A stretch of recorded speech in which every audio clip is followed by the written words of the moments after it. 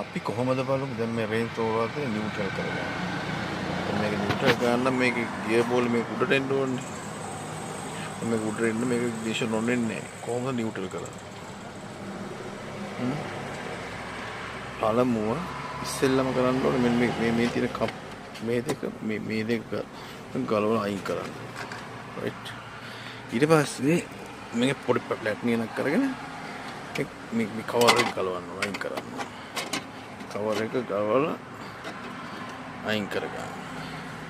ඊට පස්සේ බ්‍රේක් එක හොඳට තදින් පාගගෙන මේ රතු පාට බෙල්ට් එකකින් උඩට උස්සලා අදින්න. එතකොට මෙතන මේ ලොක් වෙනවා. එතකොට මේක නියුට්‍රල්.